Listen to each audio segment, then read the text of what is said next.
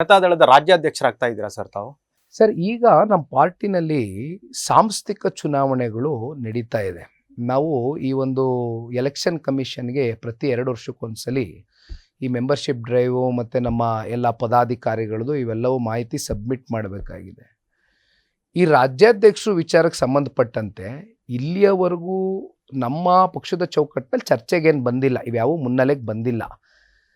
But ಆದರೆ ಎಲ್ಲೋ ಒಂದು ಕಡೆ ಬಹುತೇಕರಲ್ಲಿ ಭಾವನೆ ಏನು, ಇವತ್ತು ಸನ್ಮಾನ್ಯ ಕುಮಾರಣ್ಣ ಅವರು ಕೇಂದ್ರ ಸಚಿವರಾಗಿದ್ದಾರೆ.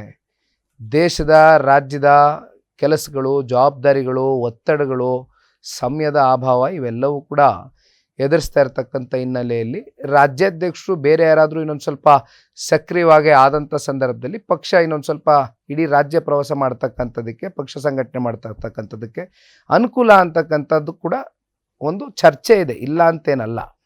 ಬಟ್ ಈ ರೀತಿ ರಾಜ್ಯಾಧ್ಯಕ್ಷರು ಬದಲಾವಣೆ ಆಗಲೇಬೇಕು ಅಂತಕ್ಕಂಥ ವಿಚಾರ ಮುನ್ನೆಲೆಗೆ ಬಂದಂಥ ಸಂದರ್ಭದಲ್ಲಿ ಎಲೆಕ್ಷನ್ ಪ್ರಾಸೆಸ್ ಮೂಲಕ ಎಲೆಕ್ಟ್ ಆಗ್ತಕ್ಕಂಥದ್ದು ಮುಂದಿನ ದಿನಗಳಲ್ಲಿ ನೀವು ಕಾಣಬಹುದು ಅಂತಕ್ಕಂಥದ್ದು, ಅದು ಪಕ್ಷದ ವರಿಷ್ಠರು ಕೂಡ ಈಗಾಗಲೇ ಒಂದಷ್ಟು ಚರ್ಚೆಗಳನ್ನ ಮಾಡ್ಕೊಂಡಿದ್ದಾರೆ. ಸೊ ಎಲೆಕ್ಷನ್ ಪ್ರಾಸೆಸ್ ಮೂಲಕ ಪದಾಧಿಕಾರಿಗಳು ಇವೆಲ್ಲ ಮೆಂಬರ್ಶಿಪ್ ಡ್ರೈವ್ ಆದಮೇಲೆ ಯಾರು ಅವ್ರಿಗೆ ಸೂಕ್ತವಾದಂಥ ರಾಜ್ಯಾಧ್ಯಕ್ಷರು ಅಂತಕ್ಕಂಥದ್ದನ್ನು ನಮ್ಮ ಕಾರ್ಯಕರ್ತರು ಕೂತ್ಕೊಂಡು ತೀರ್ಮಾನ ಮಾಡ್ತಾರೆ ಎಲೆಕ್ಷನ್ ಪ್ರಾಸೆಸ್. ಈಗ ಲಾಸ್ಟ್ 1 ವರ್ಷದಿಂದ JDS ರಾಜ್ಯಾಧ್ಯಕ್ಷರು ಸೆಂಟ್ರಲ್ ಮಂತ್ರಿ ಆಗಿದ್ದಾರೆ, ಡೆಲ್ಲಿ ಸೇರ್ಕೊಂಡಿದ್ದಾರೆ.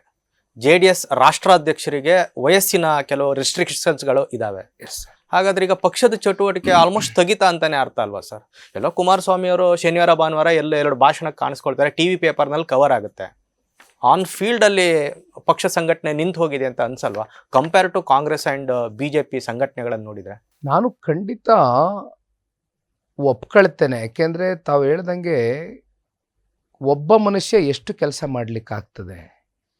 ಕುಮಾರಣ್ಣವರು ದೆಹಲಿಯಲ್ಲಿದ್ದಾರೆ, ವಾರಕ್ಕೊಮ್ಮೆ 1 ದಿನ 2 ದಿನ ಅವರು ಸಮಯ ಸಿಕ್ಕಿದಾಗ ಬಂದಂಥ ಸಂದರ್ಭದಲ್ಲಿ ಸರ್ಕಾರದ ಲೋಪದೋಷಗಳು, ವೈಫಲ್ಯತೆಗಳು, ಹಲವಾರು ವಿಚಾರಗಳ ಬಗ್ಗೆ ಅವರು ಪ್ರೆಸ್ ಮೀಟ್ ಮೂಲಕ ಮಾತನಾಡ್ತಕ್ಕಂಥದ್ದು ನೋಡಿದ್ದೇವೆ. ಆದರೆ ಸಂಘಟನೆ ಅಂತಕ್ಕಂಥದ್ದು ನಮ್ಮ ಪಕ್ಷದಲ್ಲಿ ಇನ್ನೊಂದು ಸ್ವಲ್ಪ ವೇಗ ಪಡೆದುಕೊಳ್ಬೇಕು ಅಂತಕ್ಕಂಥದ್ದು ಬಹುತೇಕ ನಮ್ಮ ಪಕ್ಷದಲ್ಲಿರ್ತಕ್ಕಂಥ ಹಿರಿಯ ಮುಖಂಡರುಗಳು ನನ್ನ ಜೊತೆ ಅನೇಕ ಸಂದರ್ಭದಲ್ಲಿ ನಾವು ಪಕ್ಷದ ಚೌಕಟ್ಟಿನಲ್ಲಿ ಕೂತ್ಕೊಂಡು ಚರ್ಚೆ ಮಾಡಿದ್ದೇವೆ.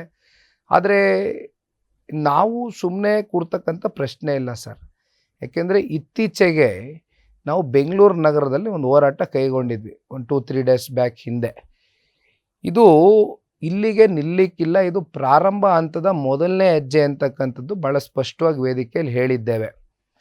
ಸಾಕಪ್ಪ ಸಾಕು, ಈ ಕಾಂಗ್ರೆಸ್ನ ಸರ್ಕಾರ ಸಾಕು ಅಂತಕ್ಕಂಥದ್ದು ಇದು ಜನರ ಭಾವನೆಗೆ ಸ್ಪಂದಿಸಬೇಕಾಗಿರ್ತಕ್ಕಂಥದ್ದು JDS ಪಕ್ಷದ ಕರ್ತವ್ಯ ಆಗಿದೆ. ಹಾಗಾಗಿ ಈ ಸ್ಲೋಗನ್ನು JDS ಪಕ್ಷದ ಸ್ಲೋಗನ್ ಅಲ್ಲ, ಇದು ಪ್ರತಿಯೊಬ್ಬರ ಮನೆಯಲ್ಲೂ ಚರ್ಚೆ ಆಗ್ತಾ ಇರ್ತಕ್ಕಂಥ ವಿಚಾರ. ಸಾಕಪ್ಪ ಸಾಕು ಇವರು ಸವಾಸ ಅನ್ನಂಗೆ ಆಗಿದೆ.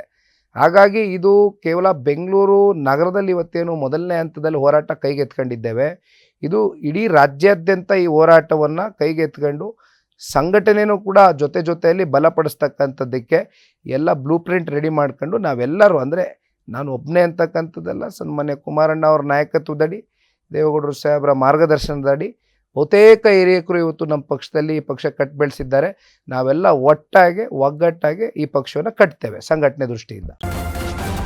ನ್ಯೂಸ್ ಫಸ್ಟ್, ನಿರ್ಭೀತಿಯಿಂದ ನಿಮ್ಮ ಪರವಾಗಿ.